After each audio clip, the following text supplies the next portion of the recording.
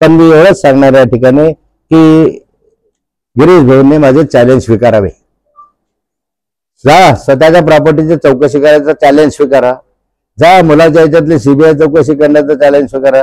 जा त्या ठिकाणी प्रफुल्ल लोढाचे नार्को टेस्ट करायची चॅलेंज स्वीकारा, जे आमच्या खोडके सरांनी काल मागितली. तसे स्वीकारायला चॅलेंज. का मागे पडताय, का पळ काढताय? त्यावेळेस आमदारांना जमा करून आमदारांना एकत्रित मागणी करणं. हो नाथाभाऊ काय बडबड करताय, खरा गिरीश महाजनच्या प्रॉपर्टीची चौकशी आमची सर्वांची मागणी आहे. तुमच्यात हिंमत करा. नाथाभाऊची वारंवार खोटं बोलून जनतेला दिशाभूल करायचे, भ्रमनिराश करायचा, हे आम्हाला मान्य होणार नाही. मी शेवटापर्यंत जाईल. तुम्ही मला वेळ द्या. तुम्ही एक वेळ कॉमेंट वाचा. हे काय बोलता याच्या कॉमेंट वाचून दाखवा. तुम्हाला इतक्या घाणेरड्या कॉमेंट्स आहेत त्याच्या संदर्भात की तुम्हाला वाचून दाखवणं सुद्धा अवघड. त्यांनी नुसत्या त्यांच्या बोलण्यावरच्या कॉमेंट्स फक्त वाचावं. फक्त कॉमेंट्स वाचा. माझं बोलणं काहीच नाही.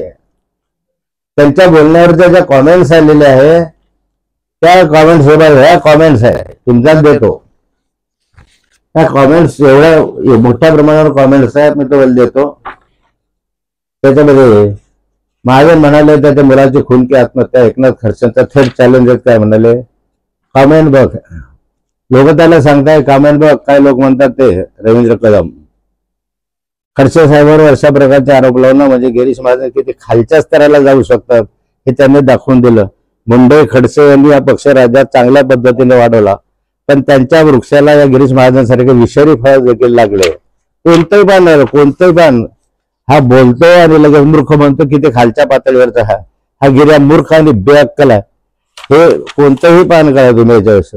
या पानावर हे अशा आहेत की चमच्याचा चमचा नाथाभाऊ मंगेश चव्हाणांच्या बापाच्या वयाचा माणूस, मंगेश चव्हाणांच्या बापाच्या वयाचा माणूस आहे. संयमित भाषेत एकमेकांना टीका जरूर करावी, मात्र भाषेची मर्यादा बळा. अरे एकनाथ खडसेने आईचं दूध पाहिलं असेल तर असे मंगेश चव्हाण सर्वच आईचं दूध पिऊन मोठे झालेलं आहे. कुत्रीचं दूध पिलेलं नाही.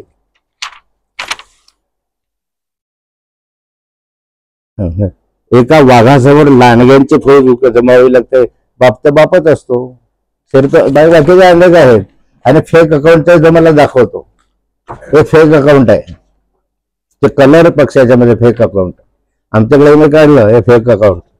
आता याच्यात आहे माझ्या विषयाच्या टीका आहे त्याच्यात की तुम्हाला आता जनतेपेक्षा स्वतःचं वर्चस्व जास्त महत्वाचं वाटतं. कोण म्हणताय? Angel queen beneath. Angel queen beneath एक मुलगी म्हणते. दुसरं स्वतःच्या अपयशाचा खापर कायम दुसऱ्यावर फोडू नका. कोण म्हणताय? टेरेसा फ्लोरेस मुलगी म्हणते.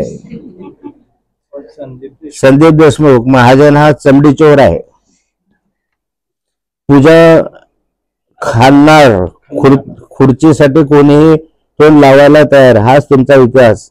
ही पण मुलगीच आहे.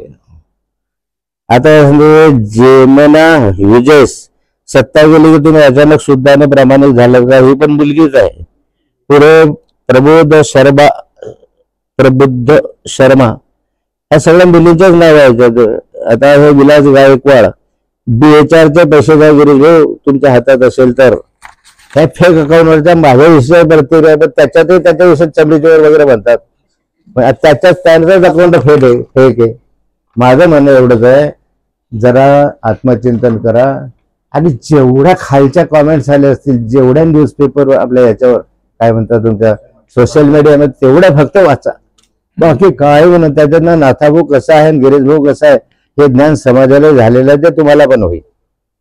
बाकीचं मला आता याच्यावर काही बोलायचं नाही. पण मी 3-4 दिवसात आणखी येईल.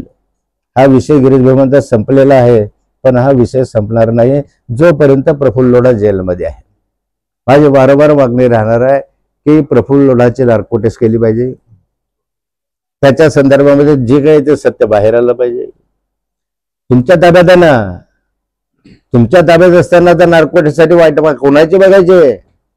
तुम्ही पुरावे जमा करायला याच्यावर आता विश्वास जनतेचा राहिला नाही. कारण पुराव्यामध्ये मंत्री दिसतील. मंत्री दिसले तर बाहेर तुमचं बदनामी होईल. म्हणून पोलिसच त्याला पकडतील. त्यावेळेस पुरावे जमा करतील. त्याच्यापेक्षा नार्को टेस्ट करा. सत्य समोर येईल. आणि जोपर्यंत लोढा प्रकरण चालू आहे तोपर्यंत तुमच्या समोर आम्ही हीच मागणी करत राहणार.